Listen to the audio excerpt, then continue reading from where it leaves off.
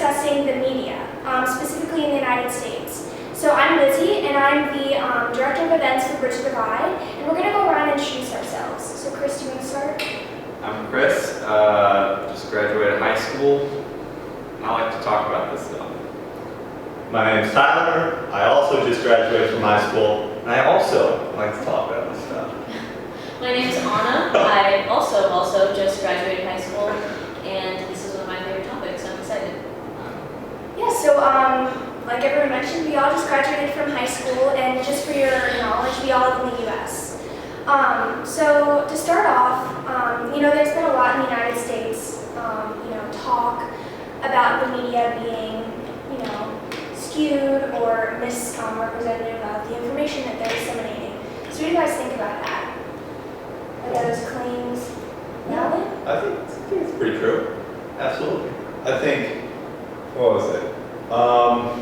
New York Times, it was just revealed that like a bunch of the stuff they said about Russia and their involvement with the Trump team is just completely made up and stuff like that. And CNN, the recent Harvard study, so like CNN's 90% negative. And it's obviously skewed. And that's not just liberal networks, but that's also conservative networks. I agree, Fox News is obviously skewed towards the Republicans. Yeah, and I think I really don't have a problem with networks being skewed one way or the other, but I think the issue comes in when people only watch one network or read one publication that's known to swing right or left, because then, Just confirms what you yeah, it's like we're sitting here, we have different political backgrounds, different life backgrounds, and that helps us get a better understanding. But when you are only getting your news from one place, it's going to be skewed. Yeah, and I think given that climate where a lot of people only get their information from one or two sources that mostly agree with their beliefs, I think that these news outlets have a duty to change how they present things to make sure that the public is being informed and that we're given legitimate resources and information. I mean, news outlets are also private companies, and if they're selling stuff, like even if it's catering to a certain audience that likes to hear certain things, like then I don't know, they should be making money. Oh yeah, they're making CNN. Their like director for the television network used to be like an NFL like director, and you can see that with like the debates. It's like the Hillary and Trump debate coming up. 3 hours. It's like a big countdown clock. Yeah, it's like a big production.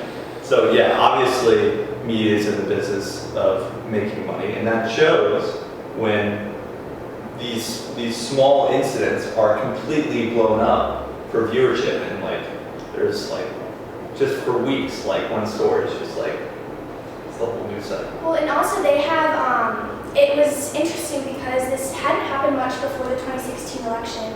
But during the election, some newspapers across the country were actually coming out and endorsing one candidate over another, which is pretty unprecedented.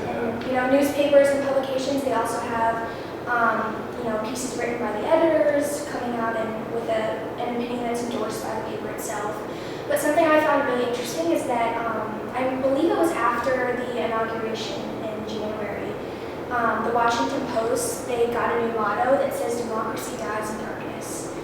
So it's listed under the heading on the newspapers and also at the end of the videos for the Washington Post.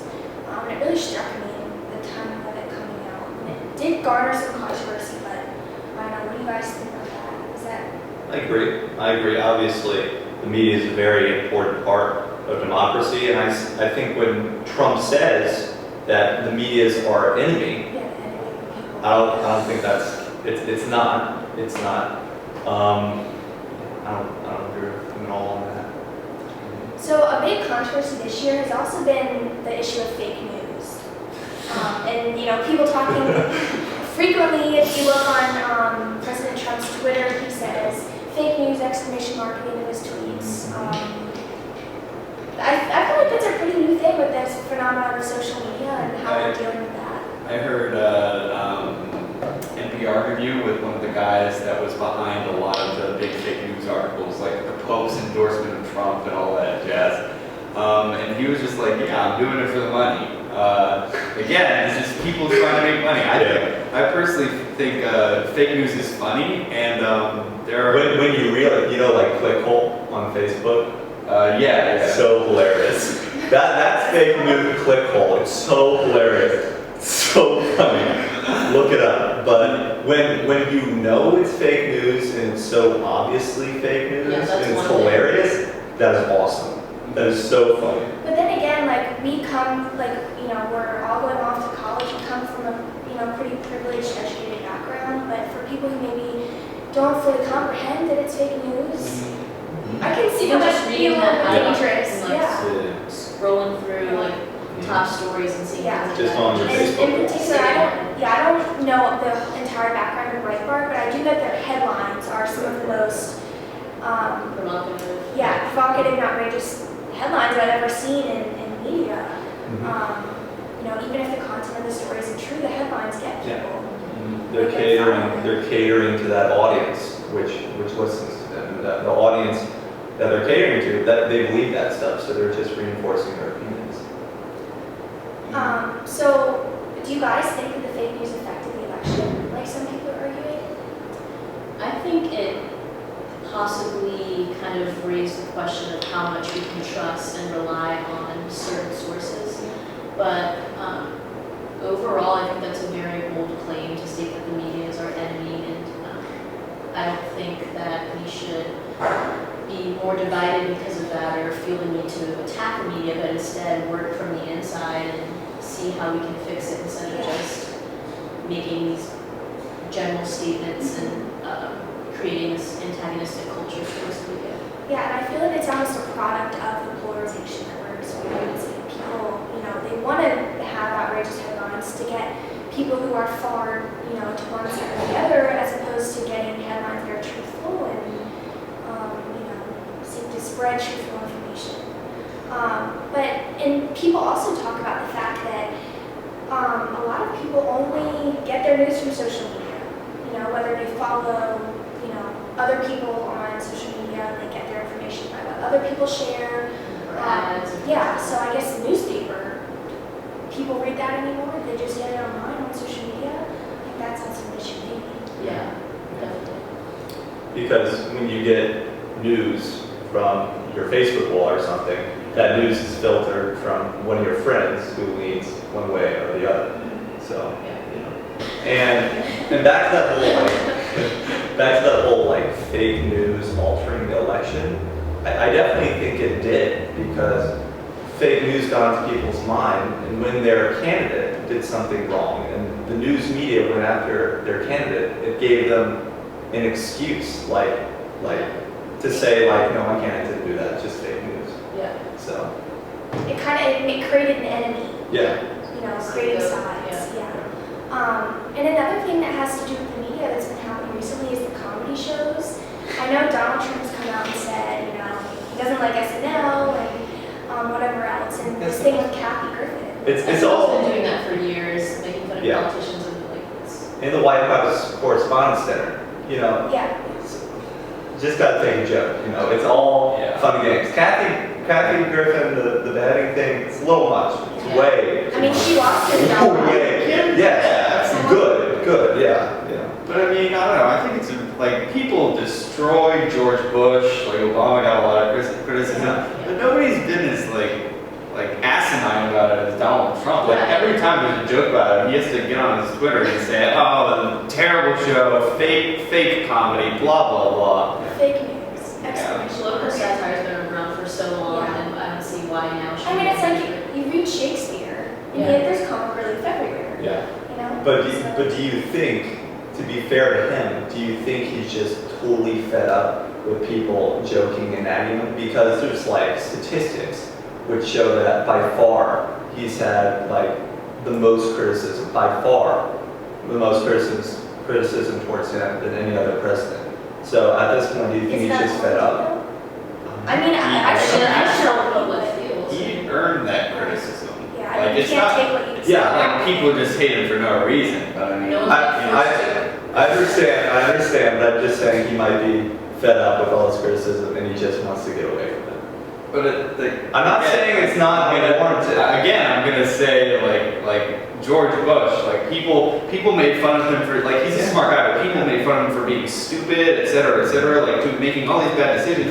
And like the guy was still presidential. Yeah. Not saying it's unwarranted. Not saying it's unwarranted. I'm just saying that might be a reason. And I think honestly for us it's kind of tiring, especially during the election. A lot of people were saying they weren't even watching the news anymore.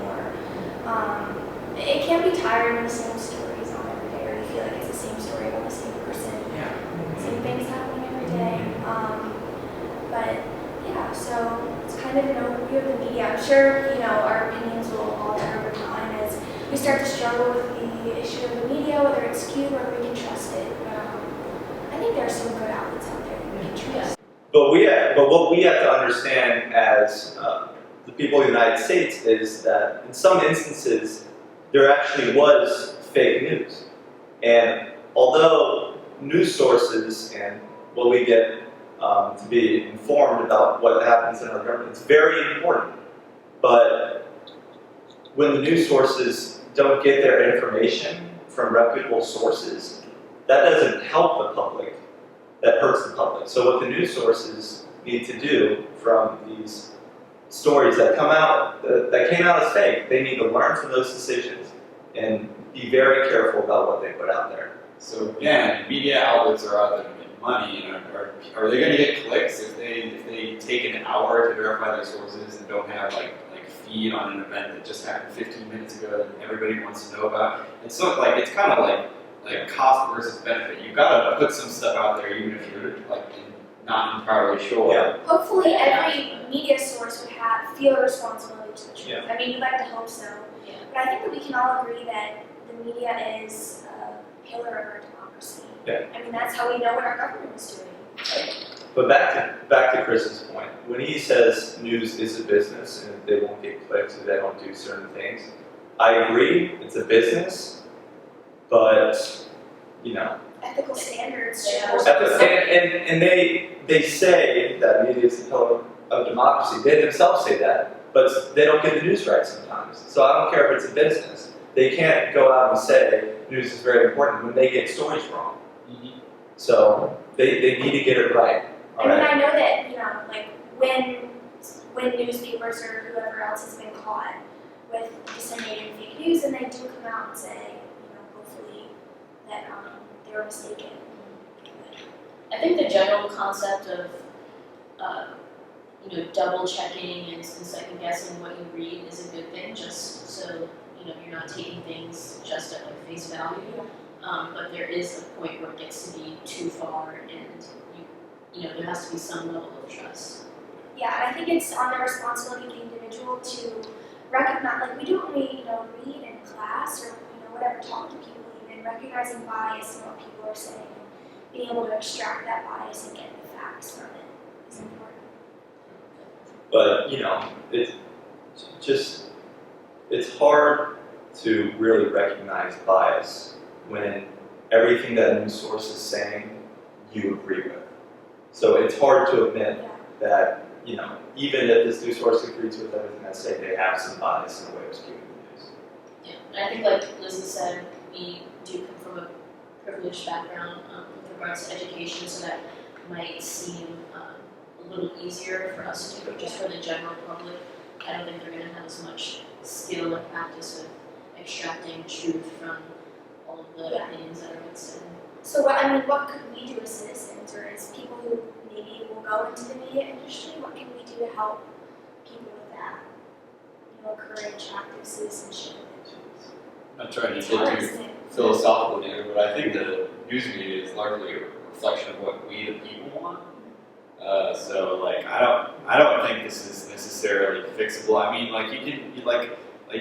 you can boycott tuna because it kills dolphins, but people are going to read what they want to read. That might be confusing to our international viewers, or maybe you guys that reference to. Sure. I'm just right. Anybody else have anything to say? I just think there needs to be a culture shift. We keep on saying the news is a business and they'll put stories out there that is in their business interest sometimes. So I don't know if it's necessarily wholeheartedly or, you know, what we think as citizens. So you think maybe the state should run No. No. We'll get to that in our next discussion. No. But it's the best option we got. But there is some, let me make this clear. Yes, it is the best option we got in terms of, you know, really putting the citizens' voice out there. But we've been saying this whole time that there is some skew in what they put out there based on their business interests. But we're freedom of the press. Yes, I know, but it's not 100% our people views. A little bit of business interest in there. But it's the best option we got. No state-run media. I think regardless though, in most stories, it would be 90% opinion and just 10% fact, and we just have to be able to get to that 10%. So I don't exactly know how, but I think that needs to be a skill that more Americans acquire. 10%. Sometimes. Wow. Yes. No. I mean, there's always, No my faith. point is that there's always going to be some fact in there. It can't be all based on. Yeah. public school English classes. They Percent. administer tests. They should administer tests where they give children articles and they have to find out which ones are fake. Whoa. We'll see if that's like, Well, Maybe It's public not education can fix it. Maybe public education can teach people how to find those. it's not just too well. Literacy. What about Facebook? Should they do something about They are doing something about it, I'm pretty sure. Because like everyone thinks they influence Mark the election. Zuckerberg came out and said they were trying to do things. Yeah, and that's not online. And hiring more people and stuff. So I think that we can all agree that the media is a pillar of our democracy, not just in the United States, but around the world in every democratic nation. I guess just discussing and reading and disseminating the truth from what we read is important. So thank you for joining me here today, Anna, Tyler, and Chris, and we'll be back for more roundtable discussions. See you guys later.